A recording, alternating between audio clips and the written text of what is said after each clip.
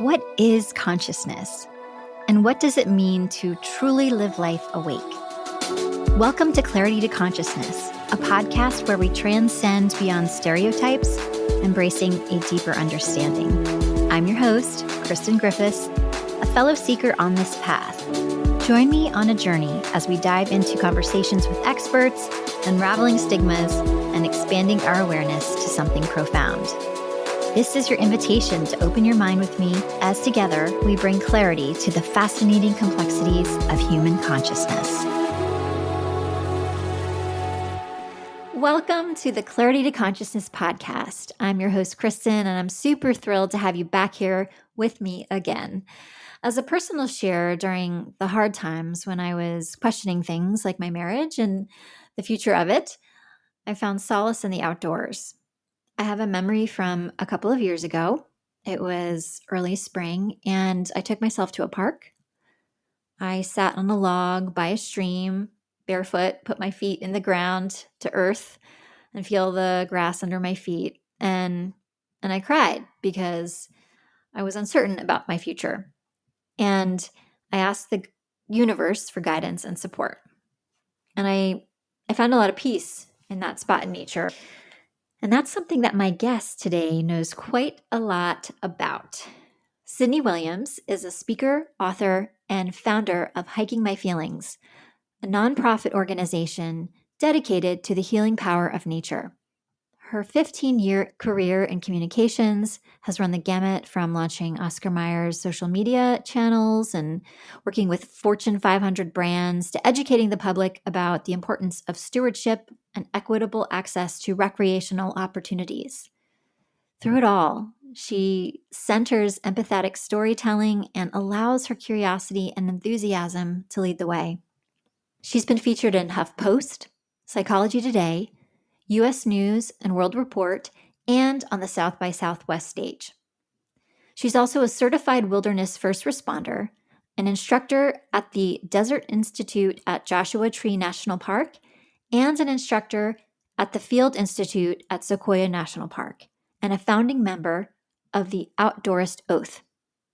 She's been nominated for Woman of the Year by San Diego Magazine, and last but not least, she's someone that I've grown to know and become very, very fond of these last several months. And I'm sure you'll see why today. I'm so thrilled to have Sydney on the show today. Welcome, my beautiful friend.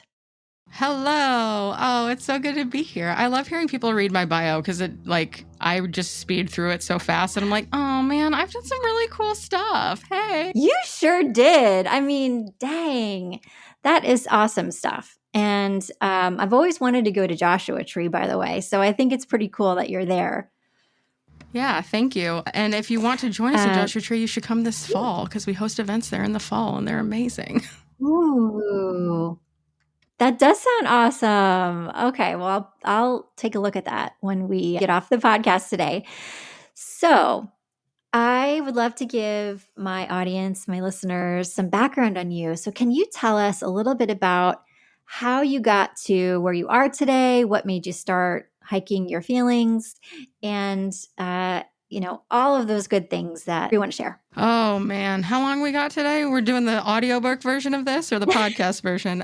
Thank you for asking. How I got today? Well, our shared connection is Aaron Strout, and that seems like a pretty good place to start as far as how I got here today, other than the fact that I was born by some miracle. The fact that we exist is amazing and just wonderful.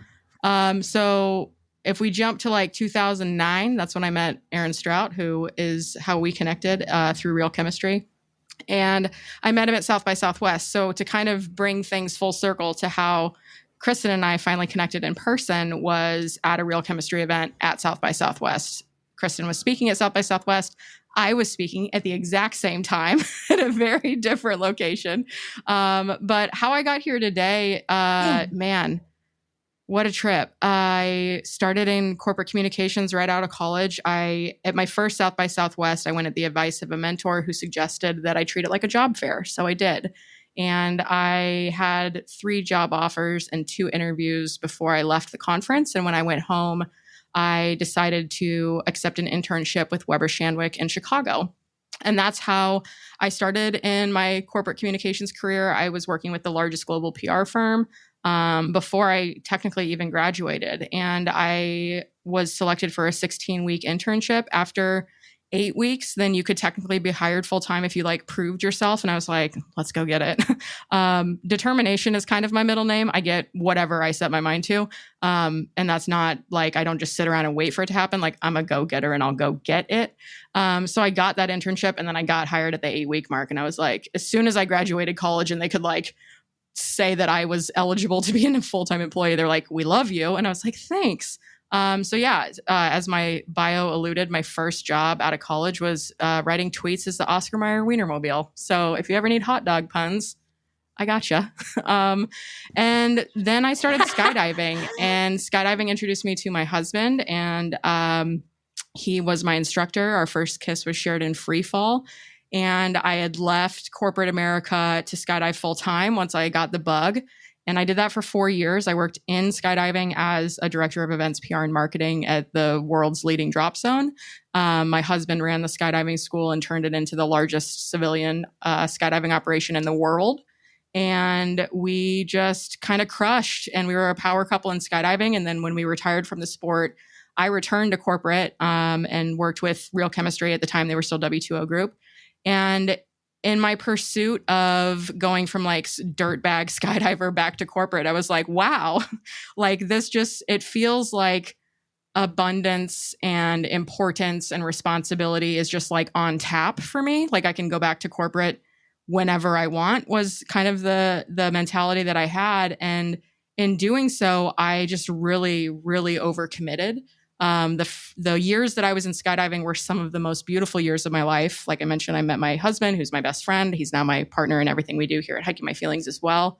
But it was also a really tragic chapter of my life. And in the 4 years that I was jumping out of planes competitively, I lost 23 of my friends. Some of those were skydiving accidents, but the majority of like the really shocking ones were 3 of my friends who were veterans took their own lives. So they became part of that. On average, I think 20 or 22 veterans every day take their life in this country. So there were some veterans who took their own lives. There were some skydiving accidents, some base jumping accidents, and a couple tragic car accidents. But outside of that, like I didn't know how to function. The recommended way of coping in skydiving was just go to the beer store and get as much beer as we can fit in a cart or our cars, and then drink and tell stories. So I was doing a lot of drinking and a lot of storytelling during those years, and not really confronting the pain that comes with that much loss, let alone that much sequential loss. And so when I returned to corporate, I was like, oh, good. I'm very busy. I took on as much work as I possibly could because it was much easier for me to work myself into literal disease than it was to sit with my discomfort and the pain of losing so many people, let alone the trauma and stuff that I had endured earlier in my life. So what really rocked my world was in 2016, where this kind of started, and like the impetus of where we got to where we are today. In 2016, I was at that corporate job, and I had the whole week off between Christmas and New Year's. And for anybody that listens, if you're in client services or if you work like a professional job and you are like primarily communicating via email, then you go on vacation, you check your email. Like it's okay. Like it's not okay, but we do it. But for this week, like there was no expectation of checking my email on vacation because the entire agency was shut down. All our clients knew it. Literally everybody was gone from the office. So I asked my husband, I was like, what can we do to get off the grid? Like we had gone on like a little road trip around California the summer prior when we left skydiving. And I was like, I want more of that. And my husband grew up in New Hampshire and suggested that we go backpacking. So we ended up like doing this last minute trip on the Trans-Catalina Trail in 2016 between Christmas and New Year's. And that was the first time at that point in my life where I was just so deeply disconnected from my body, and I knew it. Like I had been disconnected from my body for so long, but I had no awareness of it. And it was in the pursuit of like, I had to go get hiking clothes to go on this backpacking trip. I had to go to REI and get like all the equipment you need to survive in the wilderness, right? Like it was in that moment in the dressing room in Encinitas at the REI store where I was just like, something's different about everything. Like I don't recognize the body I'm in, but I also have this awareness of my disconnection from myself. So like, what is possible? And that first hike was like the hardest thing I've ever done. 9 months later, I was diagnosed with type 2 diabetes. That's what started the exit out of my super prestigious and brag-worthy communications career. Like, I was working on some really epic stuff, like a national commercial campaign for a biosciences company, just absolutely crushing it. I was like the lead for email marketing at NBC Universal. Like, I got to go like run around the NBC lots like 3 days a week. It was awesome, and also so incredibly stressful.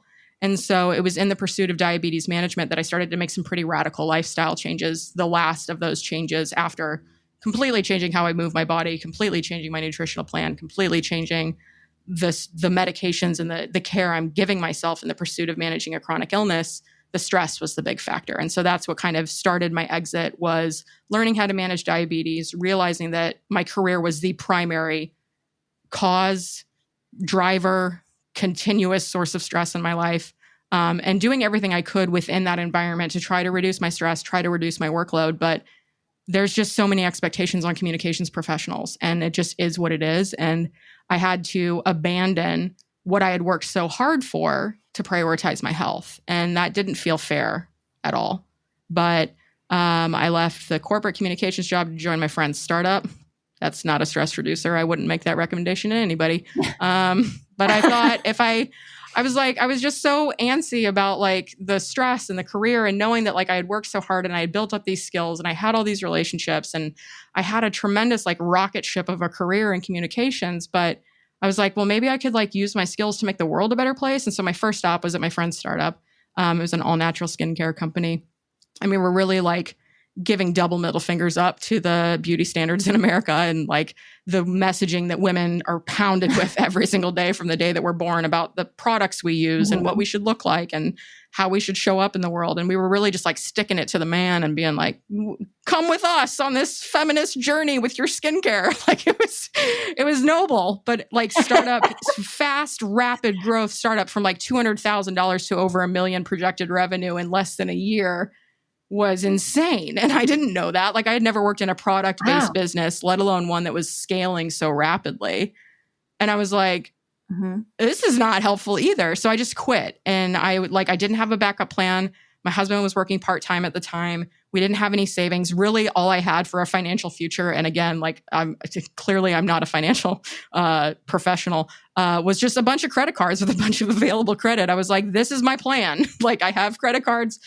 This is what we're going to do. And it's cheaper for us to be able to do this work and build what we want to build. We didn't even know what we wanted to build yet, but like, we didn't have a plan, but I was like, it's going to be easier for me to just like take a break than try to keep forcing myself down this path. And so I quit, no backup plan. I went for some hikes to train for another trip on the Trans-Catalina Trail, because I knew like that first trip was awesome. I'd really like to be able to do something like this. And in the training for the second hike in 2018, I was standing on top of this mountain. I'm actually really embarrassed to say this out loud, but it's part of the story, so it is what it is. I thought that I could be an influencer. Like, I don't know if people like wake up one day and they're like, I'm going to go be an influencer now. Or if you just like do what you do and then somebody deems you an influencer. But I went out on this hike with the intent of influencing. What that means, I don't know. I was promised 360-degree views of San Diego County. And what I got was May gray and the marine layer. So we're just socked in. I could barely see my hand in front of my face. There was a squirrel like begging for my almonds. And so in the absence of like anybody that I could influence, I just like turned inward. And then my work, which wasn't even my work at the time, but like the work I do now taught me my first lesson, which was like, when nobody's looking, look within. I was like, oh, let's do that.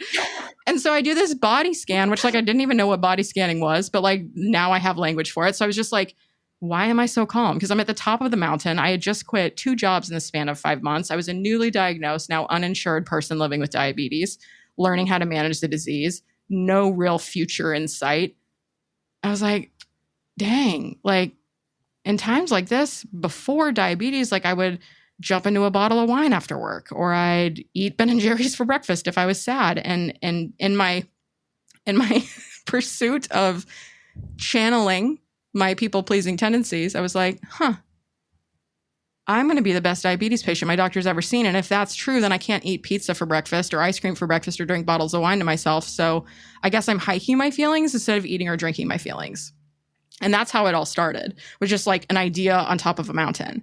And now today, when I look back and I think about how long it took me to tell this story and all the things that we've done since, that we haven't even gotten to like what we're doing yet now, I really think like if people stop listening now, like if this is where they stop listening to this episode, which I would encourage you to keep listening because we got a lot of juicy stuff to get into. The most important thing that I can tell you from this first section is like sometimes people who have tremendous amounts of privilege will tell you to just like quit, take a leap, the net will appear. And I did that and it did happen. But there's so much to be said between finding the courage to believe in yourself when you don't even have a plan to believe in. Like that requires so much self-trust. Like if I look back and I'm like, if I was going to advise myself on this today, if I came to myself as I am now back in 2018 and was like, this is what I'm going to do, I'd be like, girl, you better buckle up, but you got it. Because that's really at the end of the day, like to believe in yourself and to trust that you can take it and to trust that you will make it and to trust that you won't give up on yourself. Like these are dots I'm actually connecting in real time right now, Kristen. Like my belief in myself at that time, like it was, a friend of mine uses a term called delusional confidence. And I think that's what I tapped into in that moment where I was just like, I don't know what's next, but it's not this. And being okay with that, not knowing and giving up that control of like, I only make moves when I have the next move planned. That was one of the most I mean, like, and I've jumped out of an airplane 700 something times. That was the most trusting fall I've ever, biggest jump I've ever made. And it all worked out. And like, did it all work out the way I thought it would? Exactly as I planned? God, no. And if it did, frankly, that might be kind of boring. But sitting here today, I'm just so darn proud of how we got to where we are today. And honestly, the majority of it is just sheer determination and no capacity or desire to give up on it. Because I believe that what we do is worth the fight. Wow. That was a really, really powerful story. Boom. I mean, thank you. Thank you for that.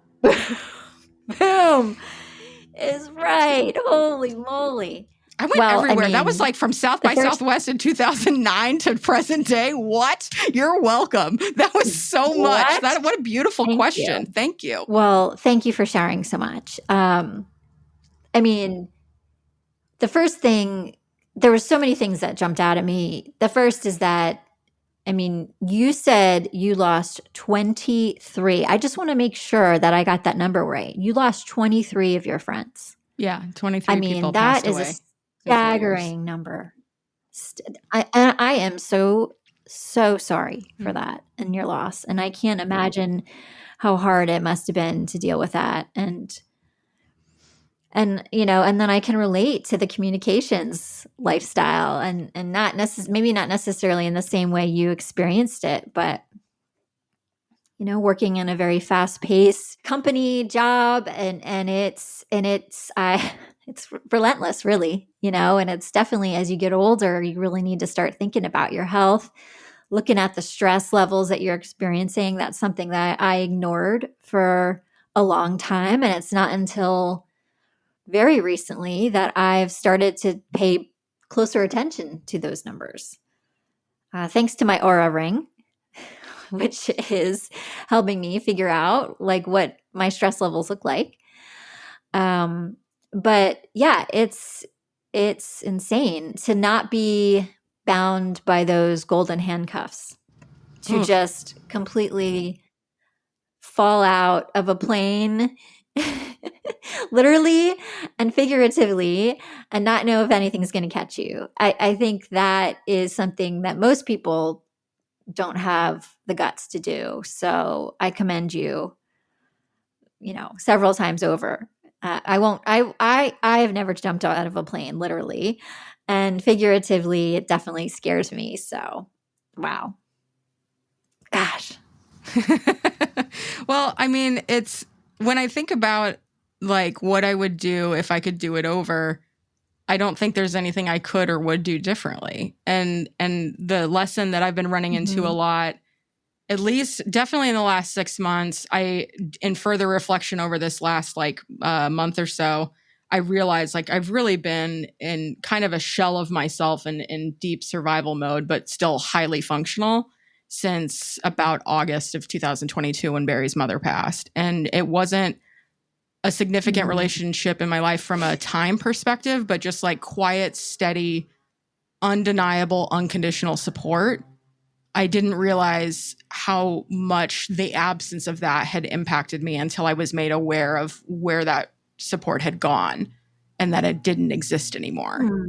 And that was really profound. But the lesson that I keep running up against, especially in the last 6 months, especially since the beginning of this year, is like the expectations versus reality. And how do we rationalize and make sense of and not gaslight ourselves into thinking we're doing it wrong when we follow all the steps that we've been given as far as like manifesting and abundance and the law of attraction. Like if you do this, then this will happen and here's the result. And sometimes that works out and sometimes it doesn't. And the lesson that I keep running up against thinking about like the context of the introduction, the context of how we've gotten to where we are today and what I'm dealing with currently is like, I have a really big imagination. It's one of the reasons why I do the cool things that I do, because I just bring wild ideas to life. And for as much and as beautiful, for as much as they happen and as beautiful as they are when they do, these moments, these dreams, very rarely do they show up the way that I thought they would.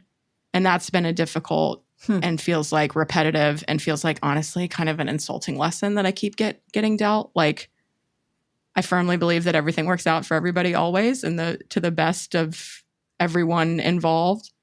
And I'm like, could we be done with the tests? Like, I know what I want and I'm down to go get it. And I would really love to have less speed bumps. Please and thank you. Wow. Well, so many questions. I guess the first one is maybe we could talk a little bit about your nonprofit, because I think that that's something that's incredible that you're doing. And I want everybody to know more about it and the work that you're leading and also what activities you have coming up soon. Yeah. Thank you for asking. I think so.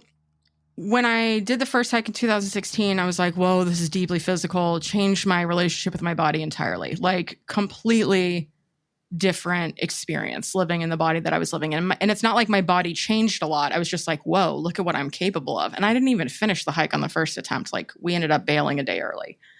And then we did the same hike in 2018. And on that trip, I was however many months into my diabetes management that I had lost a tremendous amount of weight. I had been training, whereas for the first hike, I did not train at all. And for the first hike, I was 60 pounds heavier than I am present day. So I really set myself up for success. And I mentioned like when I realized that I was hiking my feelings instead of eating or drinking them, I was like, okay, that's cool. But like, yay me, new coping mechanisms, also kind of a catchy way to talk about mental health in the outdoors. But also, why was I eating and drinking my feelings to begin with? And that's the question that second hike helped me answer. And that's where I realized I use the metaphor of a trauma pack, this invisible backpack that we all carry that's full of memories. And, like we talk about baggage, we talk about the things that we bring from other relationships. Like we have these backpacks on, and I was unpacking mine on that second hike. I was like, whoa, first of all, didn't know I had this thing on. Take it off for a second. Let somebody else carry the weight, just put it down. And I was like, whoa, that feels so good. And so I was like uncovering all these different things, like my body image issues, the different stories I had been carrying, the limiting beliefs I had internalized from points throughout my career and through my childhood and as a young woman. And then I just kept unpacking. And once I discovered something and took it out, then there was this heavy weight at the bottom for me, was connecting the dots between the trauma I had endured earlier in my life and how that trauma specifically had informed the coping mechanisms that then led and contributed to the diabetes diagnosis. So I felt like this part scientist, part explorer, part just total curiosity of what is this and what is possible. And when I got done with that second hike, the first point of contact that I made wasn't to my friends or family that were probably curious about whether or not I survived the trip, but to the Catalina Island Conservancy. And I sent them a message on Instagram and I was like, hey, I've had 2 life-changing experiences on this trail. How can I protect and promote this place? And then I was thinking, is that a replicable experience that we can create? And if so, can I get people to give a crap about the planet and themselves by introducing themselves to themselves in nature. And then maybe if they heal enough, like I did, they'll want to protect these places so other people can have this experience. Like that was my question. And that's kind of been like the underlying, like, what is possible kind of vibe that drives the work we do today. And we started with a speaking tour around the United States before I even wrote my first book. So I shared the story that is now the books that I write about these 2 hikes and all the lessons learned along the way. And I spoke at like we hosted 140 events our first year between 2018 and 2019. And then I published my first book I self-published at the end of 2019. And then I was a week into that book tour when the pandemic hit. And we never recovered from that. Like we self-funded everything before we incorporated as Hiking My Feelings Incorporated. We got our IRS exemption the week that the pandemic started. So any kind of funding that we had on our radar was now not available because everybody was redirecting funds to COVID relief, which they definitely should have. So like, it's not like I'm complaining about that, but that was the reality of our situation. And then we had to take all this momentum of like hosting these incredible, powerful events outside and bring it to Zoom. Like, how do you make something so profound where we're getting people off their devices and into the outdoors to replicate that energy and that experience in a virtual environment? And we did, because everybody was hungry for connection and everybody was isolated and they could go for a walk on their street and then come back and tell us about it. So before everybody got Zoom fatigue, before everybody worked remote or whatever, like we had a really captive community and captivated, engaged. I don't know. Captive sounds like I'm holding people hostage, and that's definitely not the case. But just like this really engaged community that was like really looking forward to the moments of connection that we were creating. And so then as the world started to open up, then we were like, okay, everything that we were going to do on that book tour in 2020 that we then smushed into these online offerings, we've been extracting the online offerings and then building out the in-person experiences again. So we've been doing this like pivot back and forth, up and down, round and round thing. But over the last few years, like the full expression of the work has come in the form of what we're calling our wilderness wellness weekends. And I used to say retreats, but I think retreat in and of itself has its own connotation. Like you're thinking, okay, I'm on like a yoga thing, or I'm at a spa, or I'm at eating some really fancy Michelin star meals. Like retreat, and also retreat, like you have to like pull back from something. And what we do, like we're leaning in, like we're going full frontal, full face into the outdoors. Not full frontal. That's not right either. Man, my mouth is doing what it wants today. But the way that it manifests now, using our partnership in Sequoia as an example, we work with the Sequoia Parks Conservancy and Sequoia Kings Canyon National Park. So it's a 3-way partnership. And the Volunteers and Parks Department at Sequoia Kings Canyon assigns my group a volunteer project, some kind of environmental stewardship, conservation, trail maintenance, whatever it is that needs to be done within the park. And then I develop a program that helps people connect the dots between what is happening with us as humans, this inner wilderness that we live in our minds and our bodies and our spirits.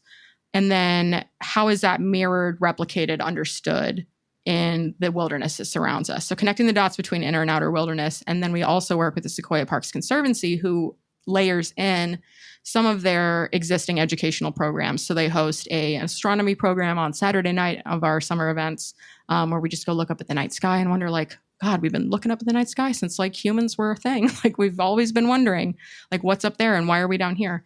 And then they also talk about the history of mental health, both in the National Park Service itself and how that, like, mental health is why the National Park Service started, if we really think about it. There was a guy named Stephen Mather. He was elected as the first superintendent of the National Park Service once the Park Service was established. But before it was established, Stephen Mather had crippling depression. And he would go out into what is now Sequoia National Park for weeks or months at a time to just like come back to himself and restore and reconnect with nature and get his mind right. And this was so profoundly healing for him that he was like, I need to show this to other people. And so he took a bunch of folks from Washington, influential politicians, wealthy folks, people in power, brought them out to what is now Sequoia Kings Canyon, led what is called the Mather Party, which was a 2-week backpacking expedition through the park. And 2 weeks after they got home, when everybody that went on that trip went back to where they came from, within 2 weeks, the National Park Service was founded and they started designating parks as national parks. So the beginnings of the National Park Service here in the United States is rooted in one man's desire to spend some time in the forest and get right with himself. So we lead a hike through the giant forest where we talk about the mental health history. And the thing that's most profound about this, I think, is, and the center experience that everything is built around, is this stewardship project. So in the context of our partnership with Sequoia, and we do these with different parks all over the U.S., but in Sequoia is like the most long running and the most beautiful like visualization of the work that we do. So we've been working on an invasive species removal from a meadow called Round Meadow. And back in the cattle ranching days between like indigenous occupation times and present day national park times, where there was a lot of cattle grazing in the area, they probably brought in some of this orchard grass and it has just taken over this meadow. They've been working on this project. This will be the 7th year that they've been removing that species of grass from the meadow in Sequoia. And this will be our 3rd summer supporting it. So already, before we even get there, beautiful metaphor, right? Like you don't listen to one podcast, you don't read one book, you don't go to one retreat and then you're like forever healed and everything's fine. You don't pull the weeds from your garden once and then the weeds never come back. Like you have to tend to this. So we're like, okay, we're setting up the metaphor, get ready. The thing that I love most about this project is how we can use a meadow restoration to visualize the healing that is possible in the world of mental health. Because if I broke my bone, if it was sticking out of the skin, then we know it's broken for sure. Like you can see the bone, you're like, uh-oh, get me to a hospital. But maybe it's like a little break or a hairline fracture. Like you go, you get your x-ray, maybe there's some ultrasound involved, some kind of special eyes that we don't possess so we can see in our skin and see the broken bone. And then our doctors who are super smart and have trained for as long as they've trained can tell us this is how long it's going to need to be in a cast, or maybe you need surgery. Here's what your prognosis looks like. And we can check along the way. We're like, the bone is healing. We've got pictures to prove it. You get your cast off, you get your strength back, you do some PT, you're right as rain. We don't have that luxury with most mental health issues. So we take people out to this meadow and you're like, dang, look at this meadow living her best meadow life. She's beautiful. These wildflowers are popping. Look at these trees that are thousands of years old. Oh my God, there's a bear. And you're like, I love this meadow, man. Like this meadow is stunning. And then I'm like, yeah, but look at this grass. See this grass? These little things waving in the wind? That's orchard grass. And then you're like, oh, it's taken over this sucker. Like there is so much orchard grass in this meadow. And you're like, it's kind of like that limiting belief I got, that one that like every time I try to do something cool or new, I hear somebody that told me I was too stupid to try that, or I'm not smart enough to do that, or I'm too fat, or I'm too ugly, or I'm too young, too old, whatever the twos are, whatever the shoulds are. We have these like negative, nasty things in our brains. So we're teaching you, before you even see the meadow, we're going to teach you about those limiting thoughts, the invasive thoughts, the limiting beliefs, all that nasty soundtrack. We're going to talk about what they are, where they come from, how to reframe them. We've all got them. And if you don't, apparently there are people that don't live with an internal soundtrack. If you ever interview one of those people, please, I want to meet them because I have a continuous dialogue in my brain at all times. Some people don't. But for those of us that do, we're going to talk about the negative ones and you're going to make a list. And then by the time you get to the meadow, you're like, okay, I've got this list of things that are my invasive thoughts. I'm going to take these invasive thoughts and yank them out of the ground in the form of an invasive species. So we're taking physical action for this very like heady mental health kind of topic. But this doesn't end there. Like you're like, okay, yeah, I'm yanking these things out of the ground. And there was one last summer, one clump of orchard grass that had grown up through a fallen stump. So this orchard grass was strong. It popped up through a sequoia that had fallen down. And so I had like this pickaxe and I was like, this is like some deeply seated. This is like one of my most limiting beliefs, like the biggest lie that I have internalized as a truth that I have been operating from. Like this, just no questions asked on my part. So I'm like yanking and I'm working like for like 5 minutes trying to get this hunk of orchard grass out of this stump because I am determined. Like I said earlier, I am determined. So I'm yanking and then it goes and you're like, oh. And it's like when you have a light bulb moment and you're like, oh my God, what? Like, now I know. I have language. I can understand whatever the case may be when you unlock some kind of understanding or awareness about yourself or about healing or about something that happened 10 years ago that you haven't processed yet. So now we're out in this meadow and we're having all these like light bulb moments where everybody's yanking out their beliefs and these plants. And then we take a step back and you're like, guys, yo. Like there's all this bare ground where we've removed all of the invasive species. And with that, there is some collateral damage. Like you don't only pick up just the orchard grass. Like sometimes you're going to pick up something that was meant to be there. But by and large, these large swaths of open land, they're kind of unsightly because we've got this like pile of grass that is invasive that we have to go dispose of in the forest somewhere.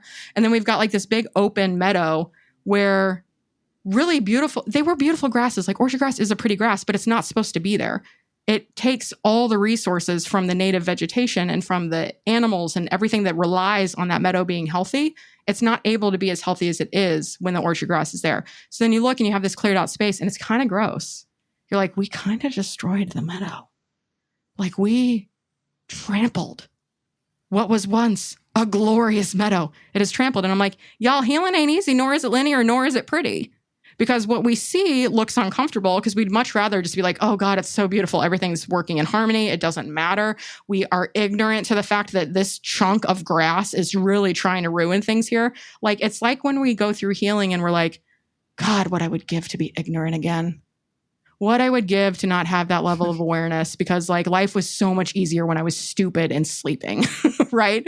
So it's like you're waking up to these thoughts, you're yanking them out of the ground, you look at the meadow and you're like, damn, we ruined it. But honestly, we didn't. The space that we've created by removing the invasive species frees up resources for the natural vegetation to fill in the way it should. And that's a beautiful metaphor for mental health. When I got rid of my body image issues, and I still live in this body, I still have thoughts about this body, but by and large, the criticism and the critique that I used to live with constantly dictating every move, the second that I got rid of that, I had so much more brain power to do like literally anything else. And I truly believe that the work that I do today is able to be expressed and able to come out of my brain and into the world because I'm clearing all this room. I'm clearing the negative beliefs, much like I clear the invasive grass from the meadow. I'm doing my own kind of prescribed burns, my own mental health like rituals and the spiritual practices that I carry and the self-care practices that I carry, the things that I do to make myself feel better, the things I do to come back home to myself. That's like doing a prescribed burn in a forest. Like when we have been suppressing fires in this country for the last 100 years because we think that that's the best way to manage the land. No, like indigenous cultures have been doing prescribed burns for forever. And that's what makes a healthy forest. That's what makes a healthy mind. So if we take this time to go to these retreats or listen to these podcasts and we build this like self-care routine, then we have this opportunity to do our own prescribed burns. Because if we don't, then we like let all this stuff fester and build up. Like this is what's happening on the forest floor, just deadfall everywhere, tons and tons of material. So that's why California is going up in flames the way it is because we have so much fuel on the forest floor that these fire-adapted sequoia trees that have been doing this for thousands and thousands and thousands of years are now unable to keep up with their own evolutionary requirements. They aren't able to drop seed and have the seed be taken into the ground because the fires are burning so hot and so fast that their own way of propagating themselves is rendered useless because they're literally going up in flames. Fire-adapted trees are going up in flames. If fire-adapted trees are going up in flames, are we shocked that we also go up in flames when we suppress everything? We shouldn't be, but we are because we don't have the language for it. We are so far removed from the natural world. The average American spends 90% of their lives indoors. 90% of their lives. That's crazy. And that's from a study that was done before the pandemic. So if we think about how separate we are from the world from which we came, of course we're going to be going up in flames. Of course we're not going to know how to express ourselves. Of course we have all of the diseases that we have. Like there is so much ancestral, generational, colonial, everything kind of trauma that we just like pretend doesn't exist. But that's what's killing all of us. Like that's, if you look at the prevalence of diabetes and you look at the communities that have the highest prevalence of diabetes, those are communities that have endured the most trauma in this country. And I don't think that that's a coincidence.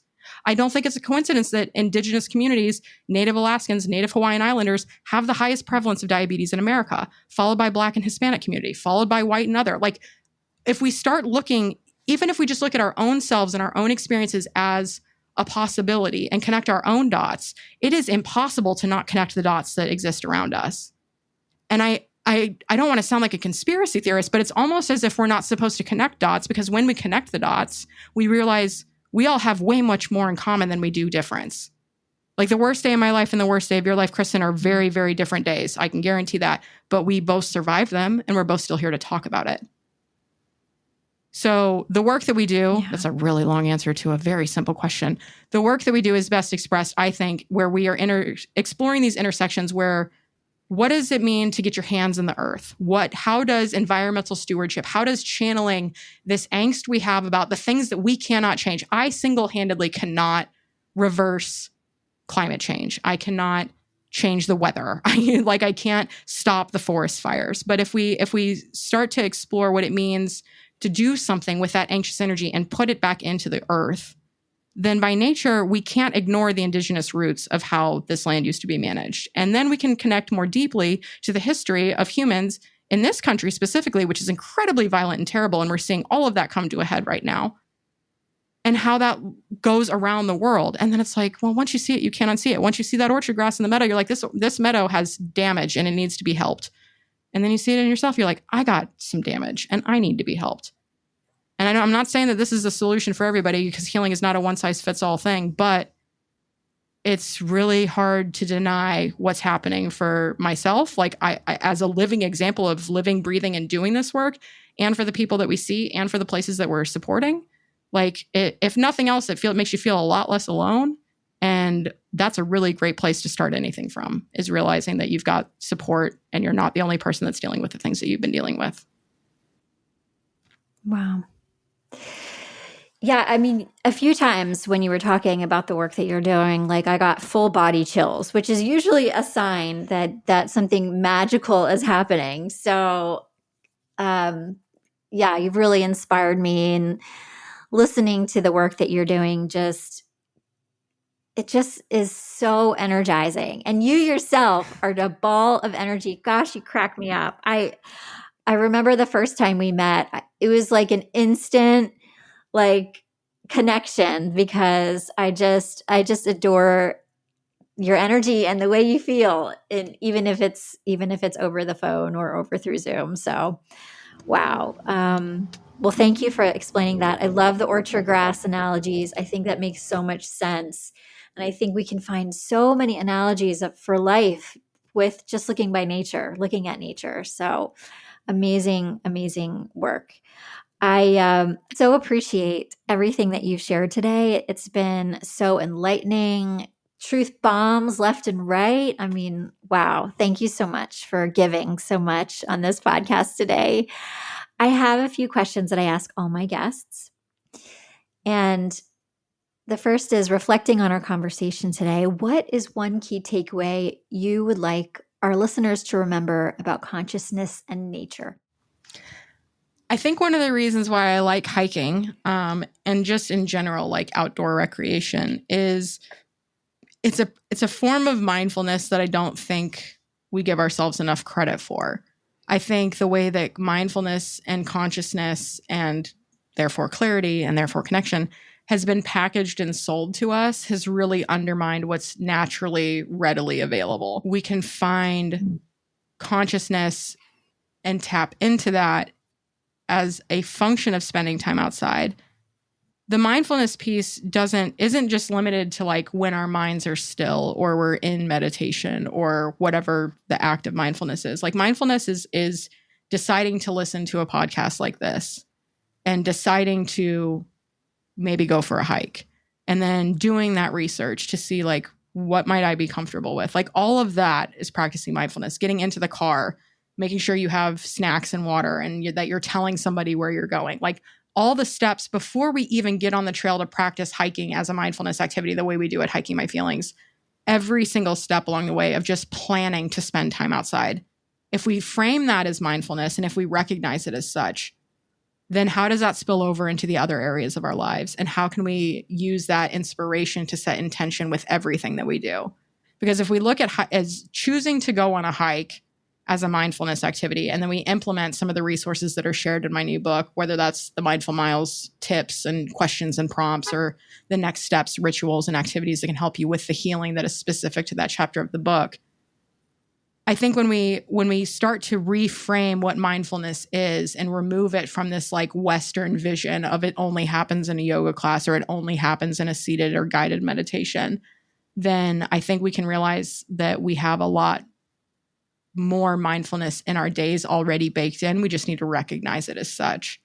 And doing that outside, I mean, Barry, like I mentioned, he was teaching the science camp, and I had asked him, I was like, how would you explain mindfulness to a kid? He's like, mindfulness is just using your senses. And I think we've gotten so far down the rabbit hole on mindfulness as an app, as an industry, as a product to buy, that we forget that these are just skills that we naturally possess. And so to tap into consciousness, to find that clarity in the outdoors, to be able to just really reconnect with self as a function of just using your senses in a natural environment. I think in the space that we create from this hyper-connected world that we live in, the space that we create between ourselves and that technology when we're spending time outdoors, and we're paying attention to how we're using our senses and what's around us. I mean, it's free, it's readily available, and you can do it whenever you want. So that's one of the things that I love most about spending time outside as well. It itself is here and available to us. There is also an opportunity to learn a lot from a lot of really wonderful people that are trying to help us remember, ourselves included, what it means to be human and what it means to come from this planet, because we've got our priorities pretty whacked out as far as where we're putting our attention and what we care about. And if someone is just starting their journey towards a deeper understanding of consciousness, what advice would you offer them? Listen to yourself and make notes and find the breadcrumbs. One of the recommendations I make for folks that are reading my book is, like, first of all, the content warning. Like, we talk about everything. We talk about suicide. We talk about cancer. We talk about sexual assault. We talk about all kinds of stuff. But when you're reading and something I've experienced activates a memory for you, or activates some kind of recollection for you, make a note of it. And I would say the same to anybody starting to practice consciousness. Like, when you find yourself getting activated by something, or find yourself in some kind of fight or flight response, or some kind of reaction to something that somebody has said, or something you're reading, or something that you're seeing on TV or hearing in a song or a podcast, make note of that, because that is consciousness. Like, the signals that our bodies send are not to be trifled with. Like, I had to wait until my body was like, yo, I got diabetes. You want to do something about this pain you've been suppressing, ma'am? In your opinion, what does it mean to live life consciously? I think living life consciously is to live with intention, and to slow down enough to recognize that in every situation, we always have a choice. We might not all be born on the same foundation from which to make choices, and the choices that you make in your daily life and the choices I make in my daily life are probably very different choices that we have to make. But when we slow down enough and get out of autopilot and recognize that in every single situation, we have a choice on how we respond. We can choose love, we can choose fear, we can choose hate, we can choose joy. When we're slow enough to recognize that we have a choice, that's the magic spot. Oh, your words touch my heart, my friend. That was beautifully said. Well, thank you so much for being here. I would love to know, how can listeners stay connected with you or access more information on the topics we discussed today?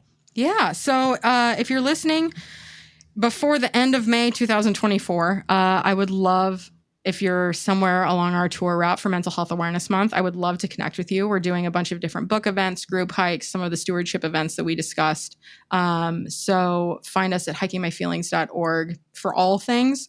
And if we aren't able to connect on the Mental Health Awareness Tour, then I hope that we can connect online or on the trail at some of our other events. But hikingmyfeelings.org is the best place to find our calendar and what we're up to and what we've got going on.